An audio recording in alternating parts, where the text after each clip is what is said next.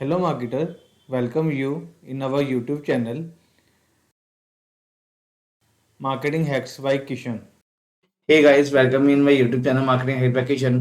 सो guys पिछली video में हमने बात की थी एसईओ के बारे में, एसईओ के टाइप्स के बारे में, एसईओ के टेक्निक्स के बारे में, सर्च इंजन लेआउट क्या होता है उसके बारे में, सर्च इंजन में हमको सर्च इंजन रिजल्ट पेज में हमको कितने टाइप के एलिमेंट दिखते हैं उसके बारे में। अगर आपने वो इनमें से कोई भी वीडियो नहीं देखी है तो मैं नीचे प्ले लिस्ट का आपको लिंक दे दूंगा, वहाँ पे जाके उन सारी वीडियो को चेकआउट कर सकते हैं। सो गाइस आज का टॉपिक आपने वीडियो का टाइटल देख के समझ ही लिया होगा किस टॉपिक के बारे में। तो आज हम बात करने वाले हैं गूगल एल्गोरिथम के बारे में। तो गाइस एक्चुअली क्या क्या होता है कि मैंने जितनी भी अब तक की यूट्यूब के ऊपर वीडियो सर्च करी है उन सब में हमको दिखता है कि भाई टॉप 5 गूगल एल्गोरिथम कौन से हैं, या फिर आप पेंगुइन के बारे में जाकर ले सकते हो, पांडा के बारे में जाकर देखते हो, नए गूगल के एल्गोरिथम जो इस साल रिलीज हुए वो कौन से हैं। पर गाइस मैंने एक भी ऐसा वीडियो नहीं देखा जो उन एल्गोरिथम के मेन फैक्टर को लेकर के बनाया गया हो। इन सबको ध्यान में रखते हुए मैंने ये फैसला किया था कि मैं अगर गूगल एल्गोरिथम के बारे में कोई वीडियो बनाऊंगा तो मैं पर्टिकुलर उनके मेन कोर ऑब्जेक्टिव को लेकर के मतलब वीडियो बनाऊंगा। तो इन एल्गो को डीप में समझने के लिए और आपको डीप में समझाने के लिए मैं ये अपनी इस पूरी वीडियो को जो है कुछ पार्ट में डिवाइड करके मैं पब्लिश करने वाला हूँ। तो आपसे रिक्वेस्ट है कि आप किसी भी पार्ट को मिस ना करें। दूसरे पार्ट 2-3 दिन में अपलोड होते रहेंगे तो आपको वो सारे के सारे एक बार में मिल जाएंगे। तो चलिए ज़्यादा टाइम ना लेते हुए मैं वीडियो शुरू करता हूँ। तो गाइस वीडियो शुरू करने से पहले हम ये जानते हैं कि गूगल को ऐसे एल्गोरिथम को बनाने की जरूरत क्यों पड़ी। तो एक्चुअली गूगल का जब पहला एल्गोरिथम पार्टनर निकला था उससे पहले गूगल हम मतलब उससे पहले लोग जो है ब्लैक एट एसईओ करते हुए अपनी साइट को जो है रैंक पे लेके आ जाते थे। तो एक्चुअली होता ये था कि उनमें से कई सारी स्पैमी साइट होती थी। अब चूंकि स्पैमी साइट है, यूजर का एक्सपीरियंस खराब हो रहा है, तो गूगल को तो अपने यूजर चाहिए बिकॉज उनसे ही वो रिवेन्यू कमाता है। तो उसके लिए उसने ये उसको एक ऐसे कॉम्प्लेक्स सिस्टम की जरूरत थी जो कि उसका ये काम आसान कर दे। तो गूगल के इंजीनियर्स जो है इसके पीछे लग गए एंड उन्होंने फर्स्ट अपना एल्गोरिथम निकाला, वो है Panda. Panda is a content based algorithm. तो अब हम जो वीडियो में हम बात करेंगे वो सारी हम एल्गोरिथम कंटेंट बेस्ड होगी। तो चलिए वीडियो शुरू करते हैं। अब हम जानते हैं कि गूगल एल्गोरिथम एक्चुअली है क्या। तो Google search algorithm is a complex network that allow Google to find rank and return the most relevant page for the certain search query. तो किसी भी सर्च क्वेरी के लिए जो भी ज़्यादा से ज़्यादा रेलिवेंट पेज होता है उसको फाइंड करना, उसको रैंक करना और फिर रिटर्न में उसको यूजर के सामने पब्लिश करना, ये गूगल एल्गोरिथम का मेन कोर ऑब्जेक्टिव रहता है।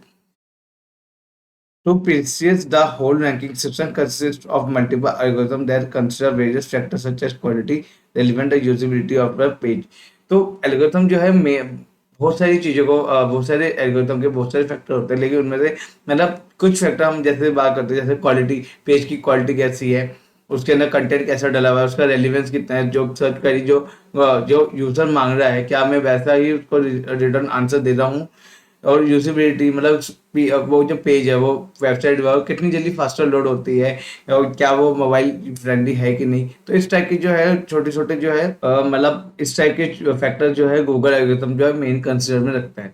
मेन फैक्टर जो है गूगल के जो है क्या रहता है, meaning of a search query. तो जो भी हम सर्च क्वेरी डालते हैं उसका मीनिंग फाइंड करना, the elements of the page. उस सर्च क्वेरी के अगेंस्ट जो भी उसने रिटर्न में हमको पेजेस दिखाए, वेब पेजेस दिखाए, उसको उसको देखना कि वो कितना रेलिवेंट है। Quality of the content. अब क्योंकि उसने गूगल ने उन पेजेस को दिखाए हैं तो गूगल को ये भी इंश्योर करना होता है कि वो पेज उस पेज में कंटेंट रहे, मतलब क्वालिटी कंटेंट रहे। ऐसा नहीं कोई भी ऐड गैर डुप्लीकेट कंटेंट कोई भी डाल दे और वो उसको दिखाए। Usability of A page, page की स्पीड, पेज की रिस्पॉन्सिवनेस, सिक्योरिटी और वेबसाइट की, ये सबको कंसिडर करता है usability of page. And context of user, user किस लोकेशन से सर्च कर रहा है, उसकी सर्च हिस्ट्री क्या, उसके बेस पे उसको सर्च रिजल्ट देना। तो ये मेन फैक्टर है जो गूगल एल्गोरिथम जो है हमेशा कंसिडर करता है जब भी कोई भी एल्गोरिथम के ऊपर नई अपडेट लाता है, जैसे पांडा 2.0, पांडा 2.3, ऐसा कुछ भी एल्गोरिथम कुछ भी अपडेट लाता है उसके लिए। और अब हम देखेंगे कि गूगल ने जो अपनी एल्गोरिथमों को कैसे डिवाइडेशन किया हुआ है। ठीक है, तो गूगल की एल्गोरिथम रहती है कंटेंट बेस्ड, ठीक है, backlink based, user intent based, user experience based, local search based, website experience based, mobile friendliness based.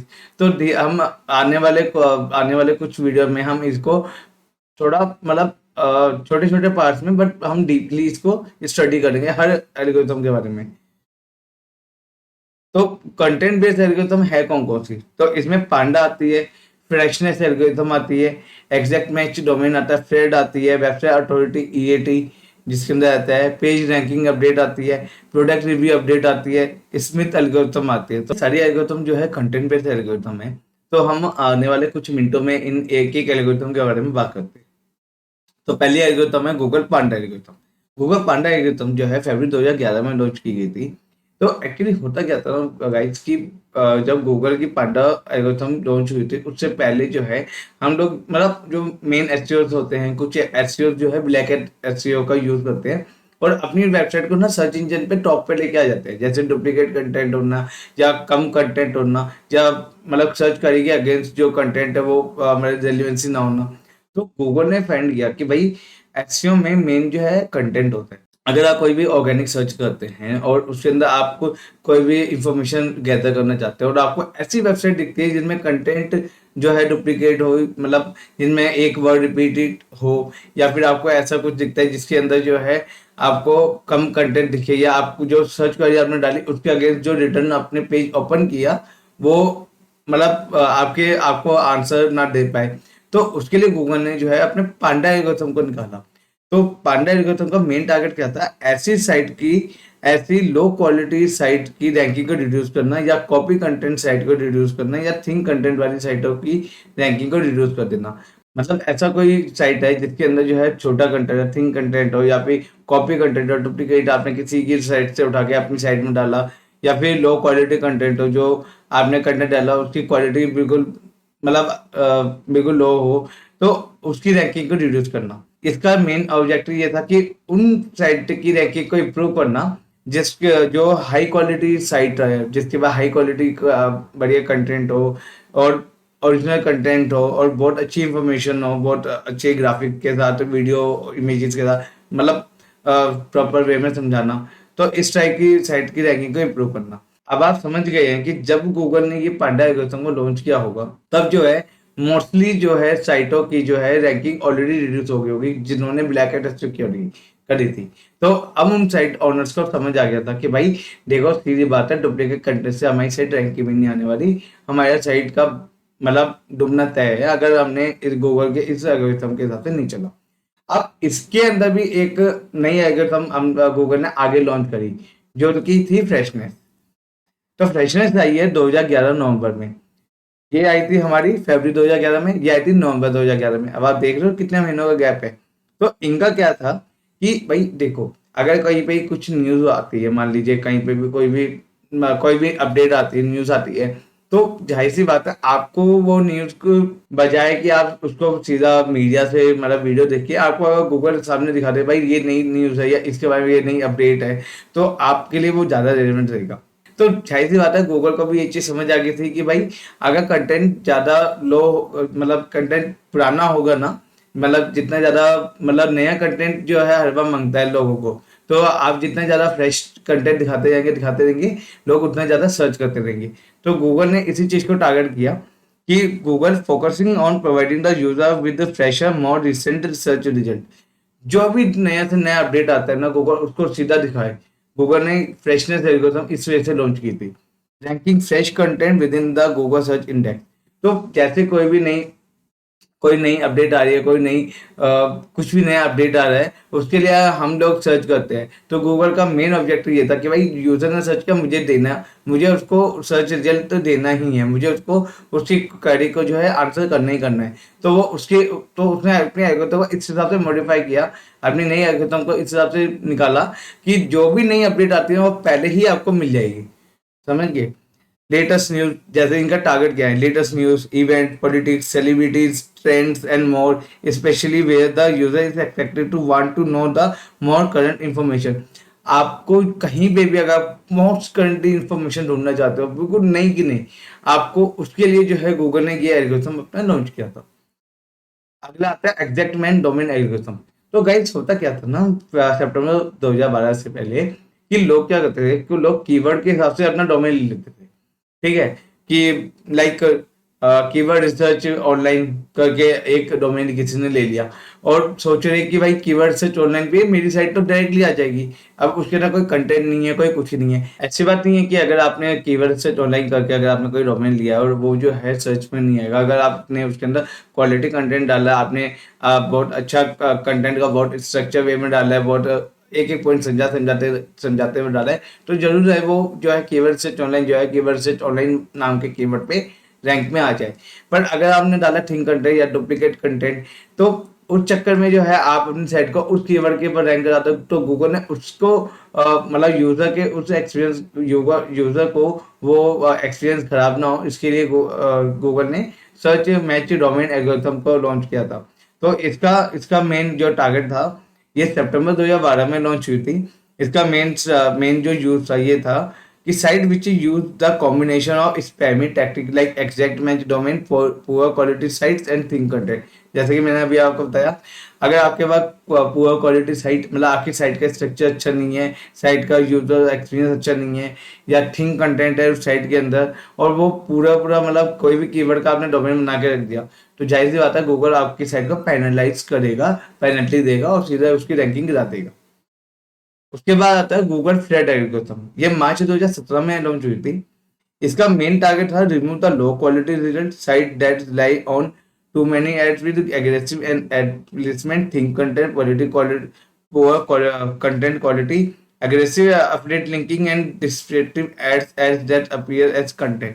तो गाइस इस वाली एल्गोरिथम का मेन जो ऑब्जेक्टिव ये था, सपोज कीजिए आपने जो है आपने कोई गूगल सर्च किया और आप ऐसी साइट के ऊपर चले गए जहाँ पे आपको हर बार पॉपअप दिख रहा है कोई ना कोई एड्स का, कहीं ना कहीं आपको कंटेंट कम दिख रहा है, पॉपअप ज्यादा दिख रहा है, या बहुत ही ज्यादा मतलब आपको मतलब एट्रैक्टिव कंटेंट दिख रहा है जो कि एड्स है, तो आपका जाहिर सी बात है आपका दोबारा मन नहीं करेगा उस साइट के ऊपर वापस जाने के लिए। तो गूगल ने ऐसी साइट को पेनलाइज करने के लिए ये वाली एल्गोरिथम निकाली है, जिनके ऊपर जो है बहुत सारे जो है पॉपअप्स आते हैं, एड्स के पॉपअप्स आ गए, जिनके अंदर क्वालिटी मतलब लो क्वालिटी कंटेंट है या थिंक कंटेंट है, ठीक है ना, और बहुत एफिलिएट लिंकिंग है, मतलब बहुत ज्यादा, मतलब हर एक जगह पे आप वेबसाइट के लेआउट पे गए, इधर इधर इधर हर जगह पॉपअप आ रहा है, आप किसी किसी चीज के ऊपर क्लिक करो फिर पॉपअप आ रहा है, फिर किसी चीज के ऊपर क्लिक करो फिर पॉपअप आ रहा है। तो ऐसे मतलब इस टाइप की साइट को एनालाइज करने के लिए गूगल ने फ्रेड एल्गोरिथम को निकाला। सो गाइस इसके बाद का हमारी एल्गोरिथम है गूगल ईएटी एल्गोरिथम। ये ईएटी बेस्ड है expertise, authoritativeness and trustworthiness. Expertise, authority and trustworthiness.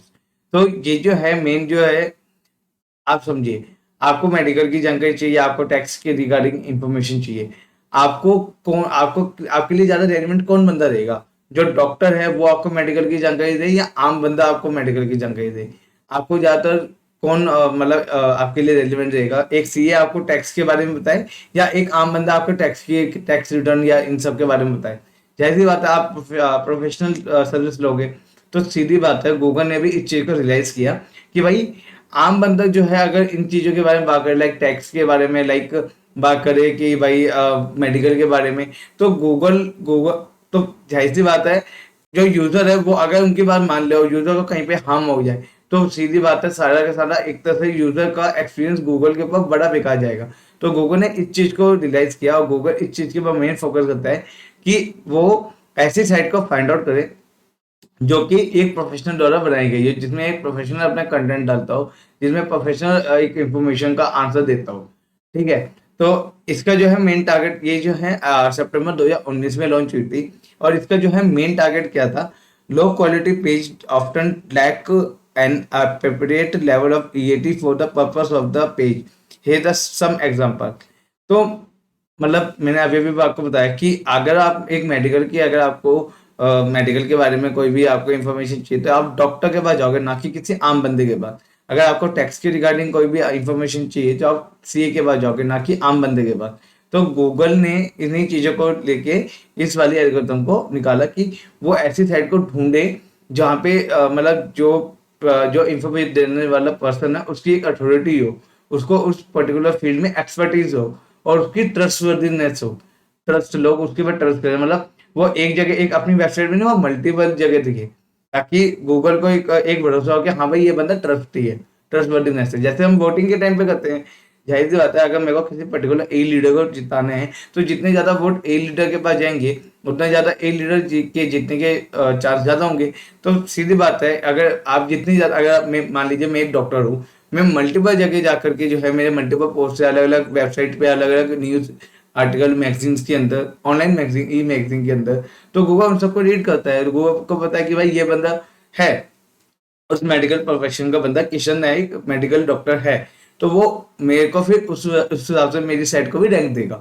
तो जैसे है, creator of the main content doesn't have the educate expertise in the topic of main content, like a text from instruction video made by the someone with no clear expertise in text preparation। अभी अभी मैंने आपको बताया tax के बारे में आपको जानकारी चाहिए, आम बंदा है जिसको टैक्स के बारे में एक मतलब किसी भी चीज का नहीं पता, उसने 4 बुक पढ़ी और उसने वो उस चीज के ऊपर लेक्चर दे रहा है। एक वो चीज। एक है कि टैक्स के बारे में आप सीधा सीए के पास जाओ तो आपको बहुत ज्यादा आपके लिए लेजिमेट रहेगा ना। दूसरा है the website is not authoritative source of topic of page, is tax information on the cooking website. तो मतलब कि अगर कोई एक वेबसाइट है जो कुकिंग बेस्ड है, तो वहां पे अगर आपको टैक्स की इंफॉर्मेशन दिखे तो आपके लिए तो रेलिवेंट नहीं है ना, कि भाई कुकिंग की वेबसाइट में टैक्स की इंफॉर्मेशन क्या कर रही है। या सीधी बात है, एक सीए आपको ये बता रहा है कि भाई खाना कैसे बनाते हैं, जबकि सारा कंटेंट उसका मतलब अकाउंटिंग के ऊपर है, एक कंटेंट आ जाता है जो कुकिंग के ऊपर है, तो आपके लिए वो कंटेंट रेलिवेंट नहीं रहेगा। The main content is not a trustworthy easy shopping checkout page है that has an insecure connection. तो मतलब कई सारी वेबसाइट होती हैं जहाँ पे इनसिक्योर कनेक्शन रहते हैं, लाइक आपने आपको आपको देख के लगेगा कि भाई अगर मैंने इसके अंदर इंफॉर्मेशन डाली तो जाहिर सी बात है मेरी इंफॉर्मेशन लीक भी हो जाएगी और ये इसका मिसयूज भी होगा। तो ऐसी साइट की, तो ऐसी साइट जो है उनको पेनलाइज करना, ये गूगल का मेन था ईएटी एल्गोरिथम के अंडर। तो इसके बाद अगली algorithm Google passage ranking algorithm, ये गूगल ने मार्च 2017 के अंदर लॉन्च की थी। तो इसका टारगेट क्या था? Google passive algorithm update is another way of Google AI to better understand the context of information on the web page, thereby allowing Google to identify a specific section of text within page that answer the search query more directly.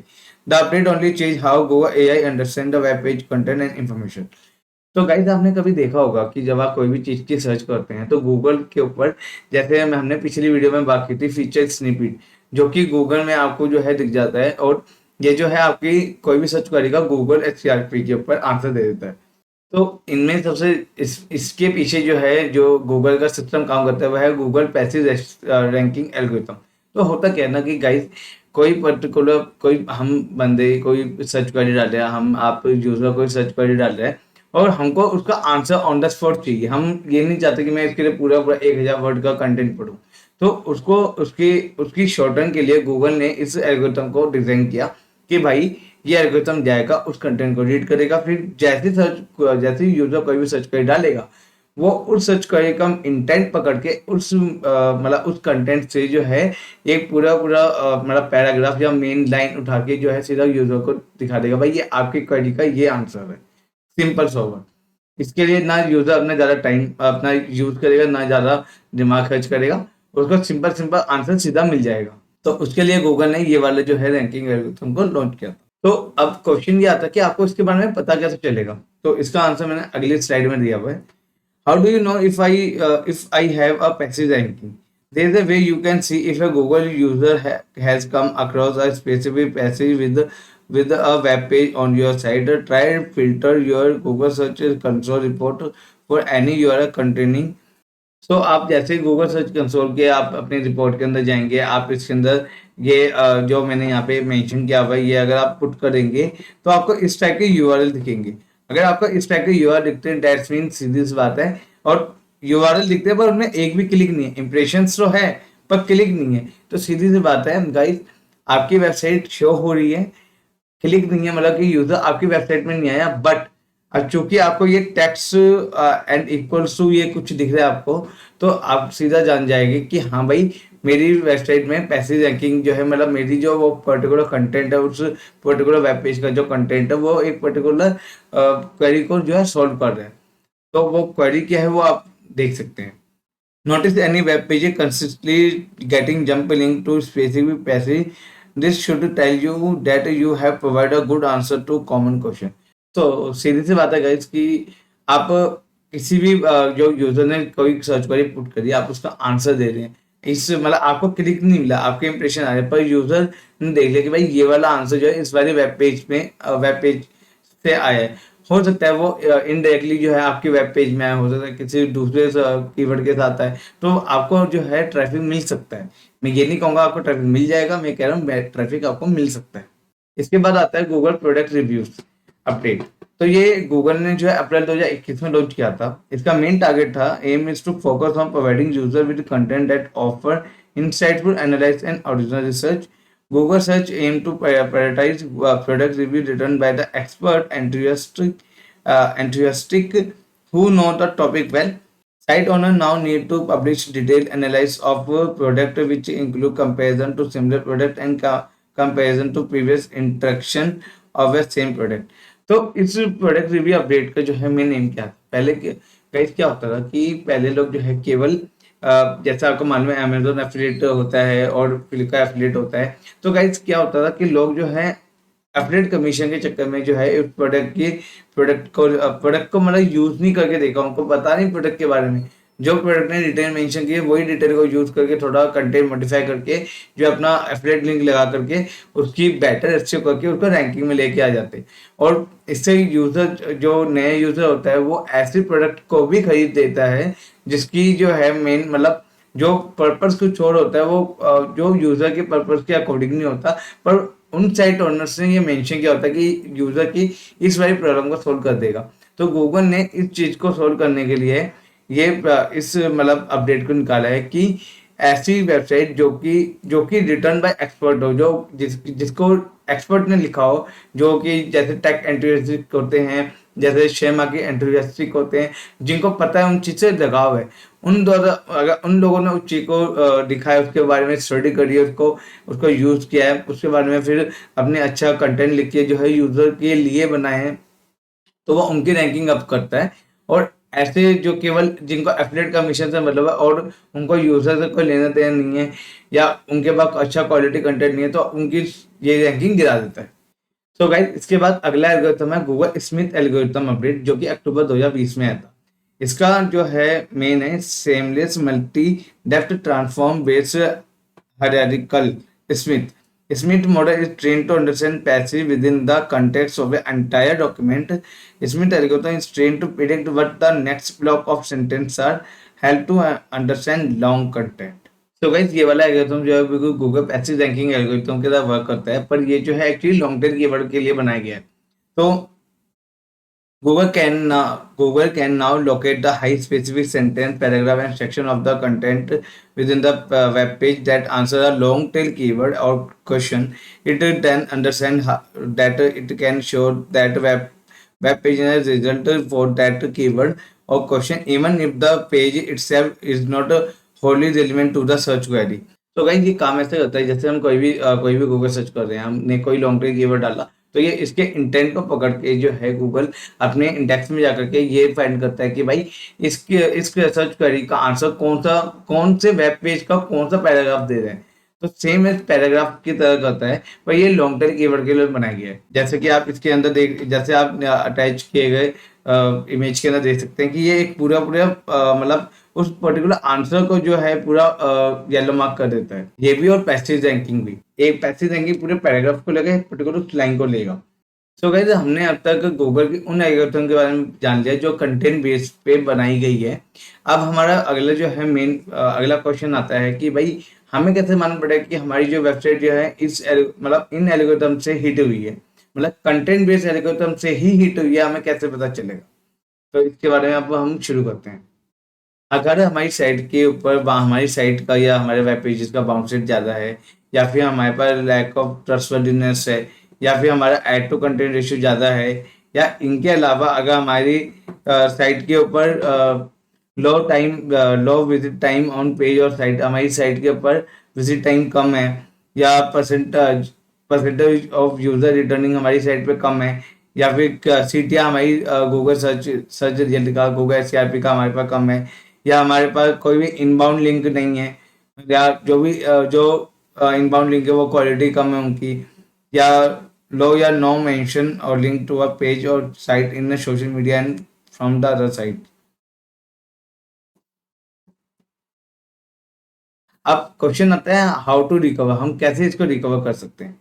तो इसके लिए मैंने कुछ points आपको बताए हैं। Improving prove quality content, if a website has lot of really good and deep content it going to rank well in a search result. अगर हमारे पास हमारी साइट के अंदर क्वालिटी कंटेंट नहीं है या पुअर क्वालिटी कंटेंट है, तो हमको उसको इम्प्रूव करना होगा।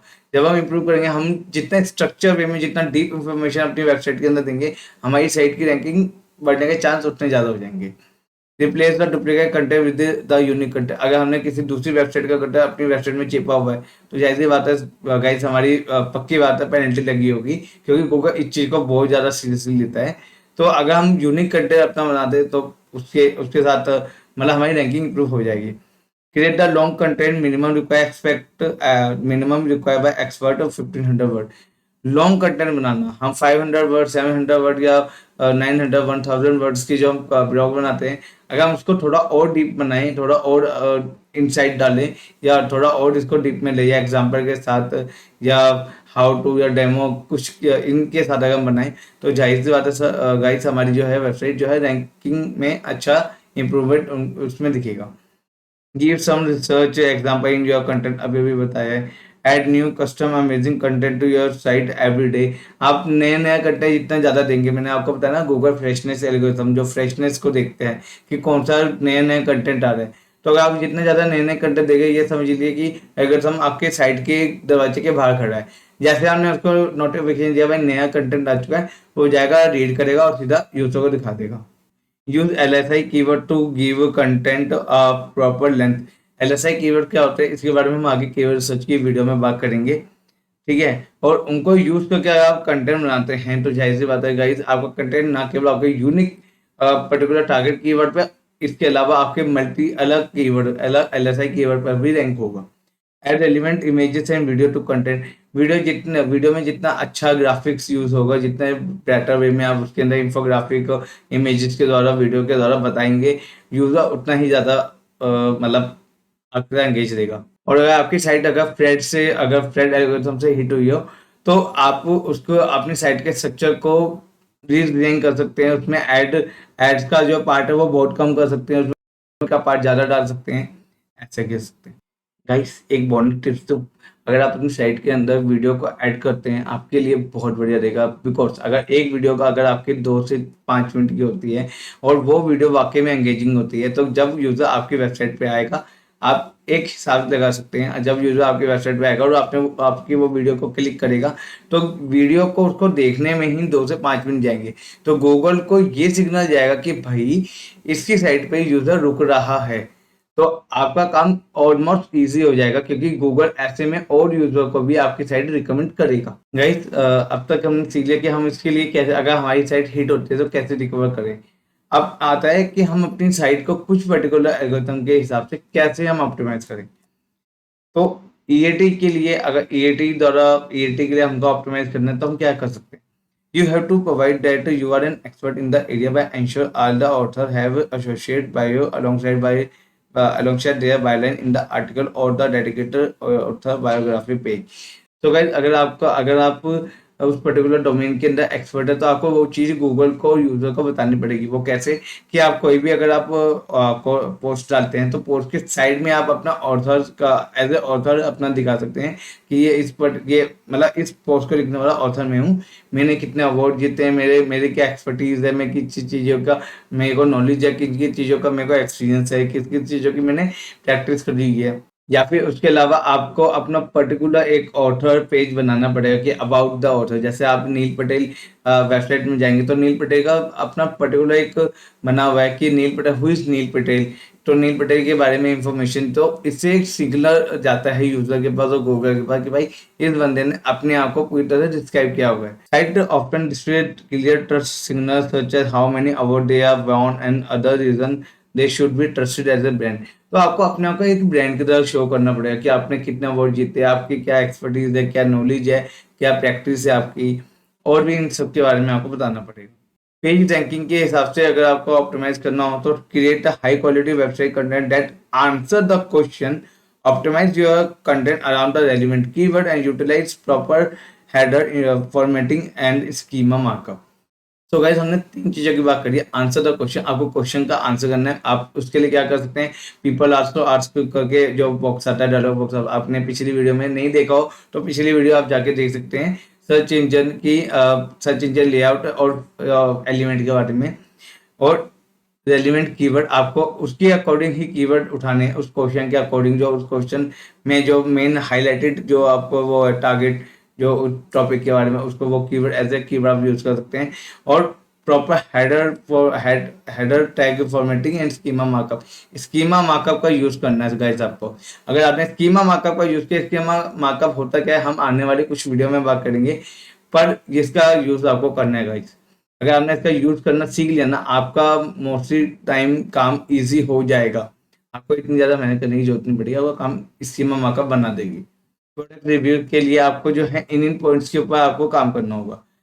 Express expert knowledge about where to use the product, how to use the product, show what the physical product, provide quality measurement or about how the product measure in a various category of performance, how is it different from the competitor,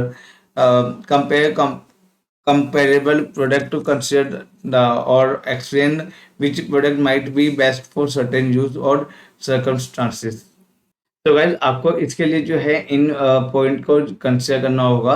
अगर आप product reviews के हिसाब से जो है अपने content को optimise करें प्रोडक्ट रिव्यू एल्गोरिथम के हिसाब से, तो गाइस आपने देख लिया होगा। एंड अगर इन पॉइंट्स को नहीं पढ़ा तो आप 2-4 मिनट पीछे करके आप इसका मतलब आप इसका स्क्रीनशॉट लेके रख सकते हैं अपने पास। तो गाइस एक बहुत कॉमन प्रॉब्लम होती है कि जो कि मेरे साथ भी थी जब मैंने एसईओ के बारे में जानना शुरू किया था, जब मैंने गूगल एल्गोरिथम के बारे में पढ़ना शुरू किया था, वो ये है कि हमको ये सारी चीज़ें क्या है, ये कौन सी एल्गोरिथम किस बेस पे बनाई गई है, या इसका क्या मेन काम रहता है, हमें पता नहीं होता। तो उस चीज़ को मैं ईजी बना रहा हूँ। ये आपको एक गूगल शीट है जो कि आपके डिस्क्रिप्शन बॉक्स में आपको मिल जाएगी। तो आप इसके अंदर जाकर के, ये शीट लाइव है, तो कोई भी नई एल्गोरिथम आता है, कोई रियल टाइम रहेगी, कोई भी नई एल्गोरिथम आएगा आपको मिल जाएगी। तो आप गूगल के किसी भी एल्गोरिथम के बारे में आप कोई भी इंफॉर्मेशन चाहिए तो आप वहाँ पे जाके देख सकते हैं। तो गाइस ये तो पहली वीडियो थी जो कि कंटेंट बेस्ड पे थी। गूगल एल्गोरिथम की और भी बहुत सारी वीडियोस है जो कि अगली बैकलिंक बेस पे, यूजर इंटेंट बेस पे। तो कोई भी वीडियो मिस ना हो उसके लिए आप चैनल को सब्सक्राइब कीजिए, बेल नोटिफिकेशन को ऑन करके जरूर रखिए, और मेरे को जो है फेसबुक इंस्टाग्राम पे भी फॉलो कीजिएगा, एंड लिंक्डइन पे भी मैं एक्टिव रहता हूँ, आप वहाँ पे भी मुझे फॉलो कीजिए। और अगर आपने एसईओ की कोई भी वीडियो नहीं देखी तो उसकी भी प्लेलिस्ट में नीचे डिस्क्रिप्शन बॉक्स में लिंक दे दूंगा, आप वहाँ पे जाके देख सकते हैं। तो गाइस आज के लिए इतना ही, टिल देन साइनिंग ऑफ।